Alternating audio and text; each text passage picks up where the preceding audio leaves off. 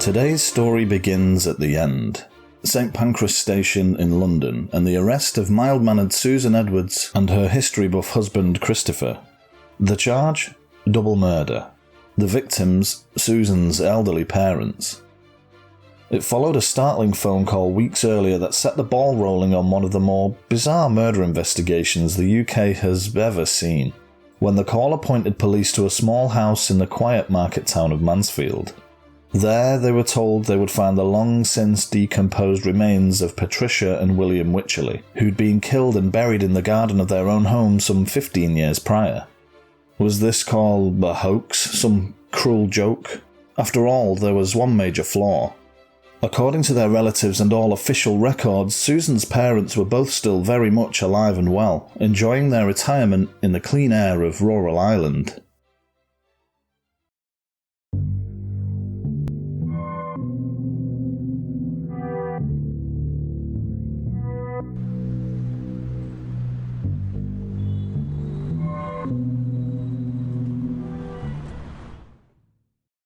Hello and welcome to the Little Shop of Crime. I've got a weird one for you. Honestly, I've never heard anything quite like this case before. A viewer sent it in, and I can't for the life of me find the email, but whoever it was, thanks. It's been a hell of a case to dive into. And if you have any case suggestions you'd like me to misplace, the email address can be found in the old description. Okay, no fluff, no shopkeeping, let's just investigate. This is The Strange Case of the Wycherleys.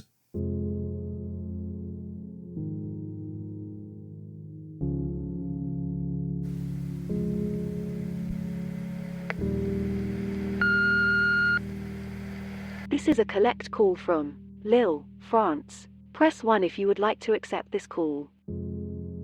It was totally out of the blue on this day that Christopher Edwards called his elderly stepmother to ask her to send him some money. He was broke and desperate, and she was surprised to hear that he was no longer in England, but had been in Lille, France for the past year. She was no doubt even more surprised to discover that he'd fled there, on the run following a shocking sequence of events that resulted in him helping to bury the bodies of his mother and father-in-law in the back garden of their own home a decade and a half earlier. As soon as the call ended, Elizabeth Edwards contacted Nottinghamshire police to relay his story, urging them to dig up the garden of 2 Blenheim Close in the little village of Forest Town, because there, she said, they would find the remains of Patricia and William Wycherley. At first, they seriously thought the call was a hoax, or maybe that the 80-something-year-old caller wasn't of sound mind, and that her claims should be taken with the smallest pinch of salt, particularly when preliminary checks revealed that the Wycherleys were very much still alive and well. There was no record of either's death, and they'd been in touch with various family members over the years. And without any evidence, Detective Chief Inspector Griffin wasn't going to burst into 2 Blenheim Close and start ripping up the garden. A mother and daughter had lived there for the past 7 years, and all they had was a second-hand confession. But the more they looked into the case, the more things didn't quite add up. Living people, they leave a footprint, and although there was no evidence of the Wycherleys' deaths, investigators couldn't find concrete evidence they were alive either. Neither had visited a doctor or been registered for any medical treatment since 1998, so they looked into the sale of their home in 2005, and it turned out that had all been carried out by letter. Neither their estate agent nor solicitor had actually met the Wycherleys in person. Maybe the story was true after all. A little over a week later, at the crack of dawn, the digging team arrived at the house, and it was a huge operation. They had a forensic archaeologist, just in case bodies were indeed discovered. They had a search coordinator, a pathologist, crime scene examiners, and forensic scientists. First, ground-penetrating radar was used to scan the garden, but nothing of significance showed up. So they tried the old-school technique, cadaver dogs, capable of sniffing out even the faintest whiff of decomposition. They proved more successful when they indicated a spot right by a fence. So they started excavating, and before long the archaeologist stopped the dig. He'd found signs of a classic grave, disturbed soil roughly the length of a body, much softer than the earth around it. And there, 1 metre below the surface, the skeletal remains of William and Patricia Wycherley were found, each wrapped in a duvet and stacked one on top of the other. It can be tricky to determine the cause of death if a body has completely decomposed, but not in this case. Each was also found wrapped with a pair of spent bullets from a .38 caliber handgun. William Wycherley was born in Mansfield in 1912, the son of a coal miner. After a brief unhappy stint following in his father's footsteps, he emigrated to Canada to work on a farm at the tender age of 17. A few months later, he returned to the UK, where he joined the Merchant Navy and spent the next 2 and a bit decades travelling the breadth of the world. Eventually, he returned to the UK in 1954 to live in London, where he met and eventually married Patricia Moore in 1958. He was now 46, and she was 23, and pregnant. She gave birth to their only child, Susan, just a few months later.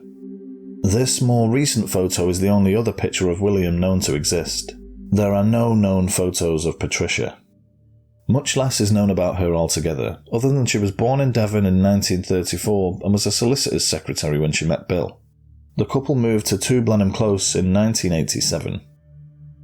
Susan and Christopher met through a dating agency and married in 1983. They were geeks, really, who bonded over their mutual interests. Christopher couldn't get enough of military history, and Susan loved Hollywood's golden age movies and their stars.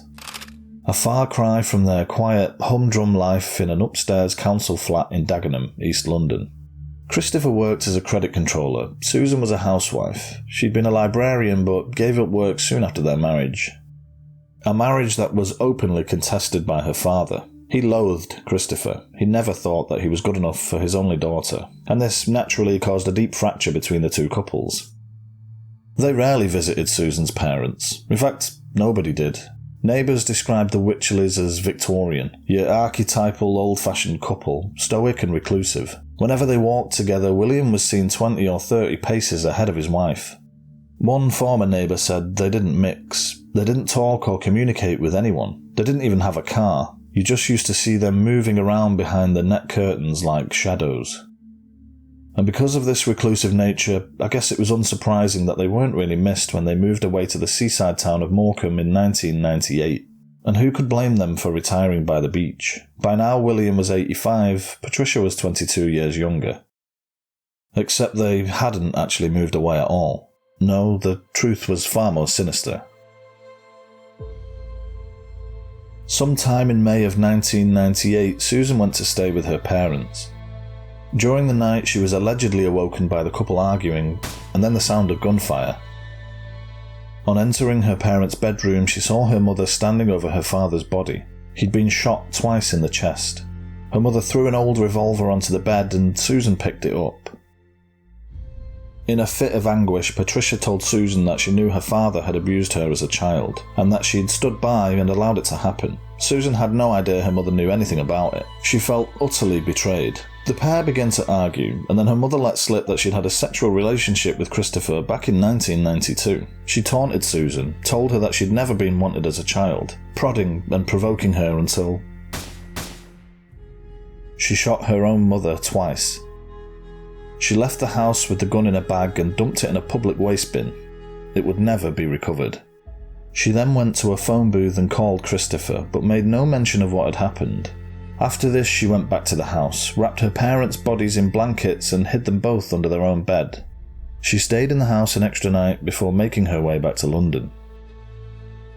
A week passed and Susan didn't mention anything to her husband. Instead, she told him her parents were going to Blackpool and had asked her to look after their house. She wanted him to come and he agreed, so they both travelled to Mansfield on the following Saturday. They picked up some haddock and chips and sat down in the Wycherleys' living room. Whilst eating, Susan finally confessed everything and told him that her parents were still upstairs. Christopher was understandably shocked, but he didn't want to, in his words, throw his wife to the wolves.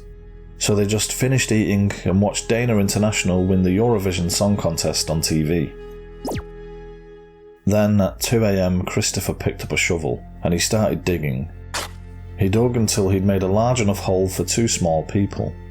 He then buried the Wycherleys' decomposing bodies beneath their own garden, a few steps from their own back door, before planting shrubs in the turned earth above in an attempt to conceal his actions. And it worked. A neighbour saw the hole being dug and was suspicious, but when they spotted the new row of plants the following morning, they presumed Christopher had simply been landscaping the garden for his in-laws. At 2 a.m.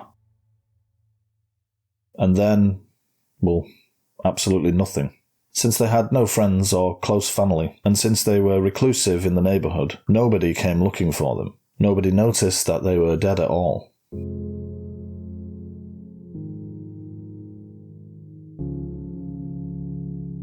Then commenced an elaborate and ambitious cover-up, the likes of which Nottinghamshire police had never seen before. The pair forged letters and signatures to decline the dead couple's appointments, vaccines and various other meetings, excusing themselves from medical checkups whilst they travelled and visited friends and relatives. For years this went on. They visited 2 Blenheim Close every couple of weeks to maintain the lawn, collect mail and perform odd jobs. They told neighbours that the elderly couple had moved to Morecambe and were enjoying an easy life of retirement by the sea. But they didn't squander the opportunity to capitalise on the situation either. Sometime shortly after the Edwards buried the Wycherleys, Susan opened a joint account in her own name and that of her mother, forging documents and signatures in order to transfer her parents' savings of over £40,000 into it. And then she withdrew every single penny, in cash. They forged letters and signatures to redirect benefit payments, as well as state and private pensions, into their own account, by claiming to be William and declaring that it was too troublesome to cash them in person. They stole industrial injury payouts, winter fuel payments, they took out loans, opened credit cards, you name it. They siphoned as much money as they could through the Wycherleys' names. And 7 years passed without raising any suspicion. But in 2005 something happened, something that would unnerve the killer couple. A driver uphill from Blenheim Close forgot to put their handbrake on, and the car rolled down towards the house, before crashing through the garden fence and coming to a stop on the lawn, right by the burial site. Unsurprisingly, the Edwards didn't claim on insurance. They just quietly mended the damage to the fence and the lawn themselves. And fast. But shortly after this, the couple's money river was beginning to run dry. They were broke, so they decided to sell 2 Blenheim Close to pay off some debts. They provided William and Patricia's birth certificates and forged both of their signatures, and it worked. They pocketed £67,000. But even after the house was gone, the nefarious ruse continued. In 2007, Susan wrote to William's cousin Vivian with news of her father, who she said had spent the last few years travelling around Ireland because of the good air. She excused him not writing the letter himself because he was becoming a little confused lately. They sent annual Christmas cards to maintain the deception, like this one in 2010 and this one here sent in 2011, with news of her parents' extended travels, adding that it's good to see them with such zest. By this point they'd been dead for 13 years. It was the perfect crime, and they would have gotten away with it too if it weren't for the meddling Department for Work and Pensions. In late 2012, they sent William a letter of congratulations. It was soon to be his 100th birthday, and so they required a face-to-face meeting with him so they could assess his needs and benefits, and of course arrange for his customary centenary telegram from the Queen. This spooked Susan and Christopher. They sensed the jig was up, so Christopher stole £10,000 from his employer, and together they did a runner to Lille in France. He's fluent in French but was unable to find work, and they couldn't access the Wycherleys' account from abroad. They managed to stretch the stolen £10,000 out for about a year, before he desperately called his stepmother to ask for more. Elizabeth Edwards was able to provide police with an address in France, as well as contact details for her stepson, and inquiries confirmed that they were indeed staying at the address she'd given, but their hands were tied. They couldn't obtain a European arrest warrant without enough evidence to charge them. That's when they launched Operation Novelist, to build up a case against the Edwards. And without phone records, CCTV or anything like that, it was no mean feat. It required, as Detective Griffin put it, good old-fashioned detective work. They contacted known relatives, followed paper trails, made endless financial investigations, and they gradually unearthed the shocking scale of the cover-up and the theft that happened after the Wycherleys were buried. All the while they tried to make regular contact with the couple in France. They left countless unanswered voicemails and emails. Imagine their surprise when, a month after they received the tip-off from Elizabeth, they got an email out of the blue, from none other than Christopher Edwards himself. The subject led with the word surrender, and the message began politely. Dear DCI Griffin, later on today we are going to surrender ourselves to the UK Border Force authorities at Lille Europe Station. We would prefer to do this since my wife is already sufficiently frightened. DCI Griffin admits he thought the email was a prank, but he followed up on it on the off chance. And sure enough, the Edwards voluntarily hopped on a train in France and arrived at St. Pancras Station, which brings us back to the start of this macabre story. At the time of their arrest, they had with them just €1, a change of clothes each, and a suitcase stuffed to the brim with photographs and odd bits of old paper. By this point, they were £166,000 in debt. Both Christopher and Susan gave to police the same story that he'd given to Elizabeth Edwards. Pat had killed Bill and provoked Susan into shooting her, but police weren't buying it, so they were keen to establish a motive for the murder. What exactly would drive an otherwise well-meaning and mild-mannered daughter and her husband to slay both of her parents? I know what you're thinking. Money. Seems pretty clear, right? Over 15 years, Susan and Christopher stole more than £250,000 from her dead parents, including the sale of their house. So, where was it? If the motive was simply money, why were they in so much debt? They had no major assets, no house or car, and their clothes were modest. There was no evidence whatsoever of a lavish lifestyle having been lived. Well, it seems that both Christopher and Susan were addicts, but not the kind of addicts you're probably thinking. They were hooked on movie memorabilia.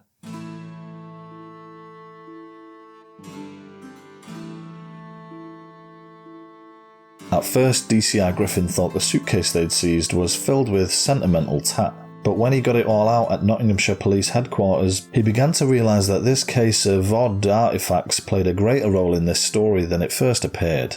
The couple had spent almost every penny they'd stolen on collectibles. They seemed to have a particular obsession with two-time Oscar winner Gary Cooper.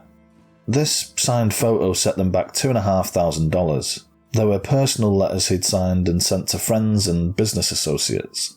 There were signed photos and autographs from other Hollywood stars too, a 1940s table card scrawled on by Frank Sinatra. These creased and yellowing scraps of paper looked unremarkable, but it seems that their owners may have been prepared to kill to get their greedy hands on them. They meant so much that instead of selling them for money to survive in France, they admitted the heinous crime to Christopher's stepmom, which ultimately sealed their fate. And it had become a crippling obsession too. On one credit card alone, Christopher racked up £14,000 worth of debt on famous signatures. One signed photo of Frank Sinatra cost the couple £20,000. They tried to curb the issue by taking out debt payment plans, but it didn't slow the deliveries of star-touched paperwork. In 1 month alone, they paid creditors £700, but splashed $7,000 on a single batch of Gary Cooper pieces. They were out of control, surrounding themselves with tokens of a star-studded world inside their poky little Dagenham flat. And while she was being interviewed, Susan also let slip some information that added weight to the motive. In the 70s, she'd inherited £10,000 from a grandparent, and her mother was always bitter about it. She believed it was rightfully her inheritance. To appease her mother, Susan spent half on helping her mum fulfill one of her lifelong dreams, and she took her to Graceland, home of Elvis Presley. The rest she used to buy her parents' former home in London. But come 1986, both her parents persuaded Susan to sign away her rights to the house. She did. They sold it and used the money to purchase 2 Blenheim clothes, and Susan was left with nothing. She never fully forgave her mother. She told Griffin that she felt like she'd been cheated out of her inheritance. She felt betrayed, maybe even betrayed enough to justify to herself her parents' murder and the theft of all their money. In her eyes, it was rightfully hers in the first place. Christopher found it harder to rationalise the entire thing, but he was clearly utterly devoted to Susan. The trial began at Nottingham Crown Court on June 5, 2014. Susan pleaded guilty to manslaughter but denied murder. Both pleaded guilty to interfering with the bodies and to the theft. In court, the Edwards stuck with the same story. The same story Christopher had given to his stepmom, and the same one that both had given to the police, with the exact same minor details. It was a story they'd had 15 years to perfect and rehearse. It was a story engineered to minimise their culpability and their potential sentence. But it was these small details that helped to unravel their own defence. Firstly, the fact that they admitted to watching the Eurovision Song Contest gave police a specific day that they buried the Wycherleys. May 9th. They'd apparently killed them the weekend before, which was followed by a bank or public holiday on the Monday. Susan changed the joint accounts over on the 5th, the Tuesday. This was the earliest possible opportunity to do so. Money was a clear motive. And when questioned by police, Christopher claimed that he was only told of their deaths after he'd arrived at the house. He said that neither body smelled or showed any signs of decay, but they were stiff. Pathologists testified otherwise. They said that decomposition would have set in long before, and the potent smell of death and decay would have been impossible to miss, and rigor mortis would have long passed too. Not only were the prosecutors proving to the jury that this was no crime of passion, but a calculated double murder, but they also put it to them that not only was Christopher involved, he was the one who pulled the trigger. Ballistics evidence indicated that both victims had been facing the gun when they were each shot twice, in precisely the same way, and almost certainly by the same person, someone proficient in the use of firearms. By all accounts, Susan had never handled a weapon before. Christopher, on the other hand, had been a member of a gun club, and records showed he once owned a .38 revolver, precisely like the one used to kill the Wycherleys. This weapon was never found, but there was no record of its disposal either. It was a commando revolver from World War II. Even the murder weapon was a collectible. And as if all that wasn't enough, an entomologist, Dr. Martin Hall from the Natural History Museum, told the court how he'd examined the remains and found no evidence of blowflies on either body. It was clear. The Edwards had together murdered the Wycherleys simply for their money and buried them soon after.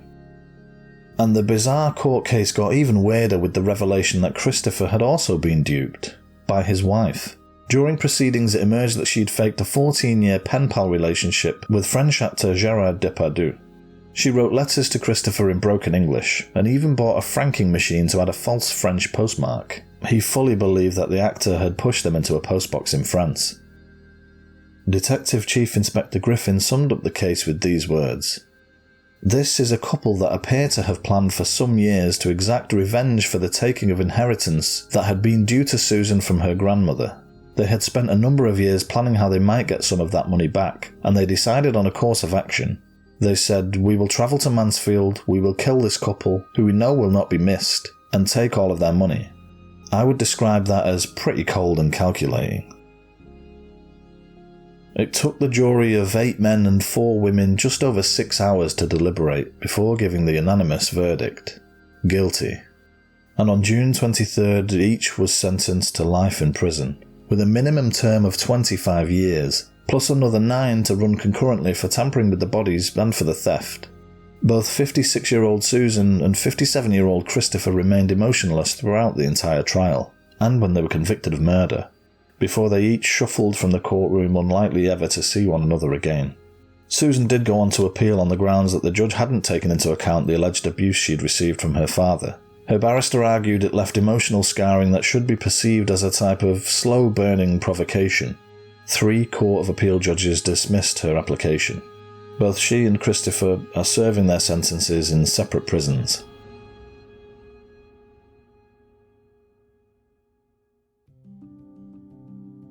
Just 14 people attended the Wycherleys' funeral.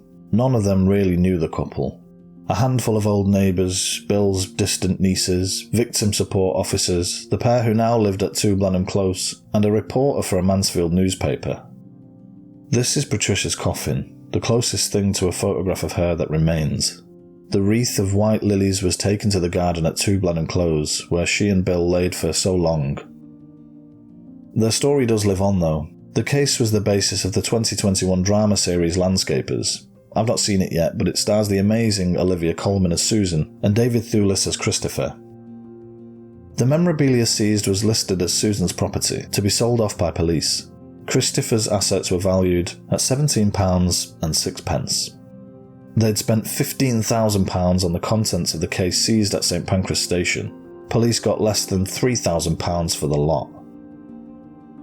And that's the story of the Wycherleys. It's sad really, that 2 people can live out their entire lives and then just slip away completely unnoticed, killed by the only people they really had left, unmourned, unmissed, and denied any of the usual dignity that follows death.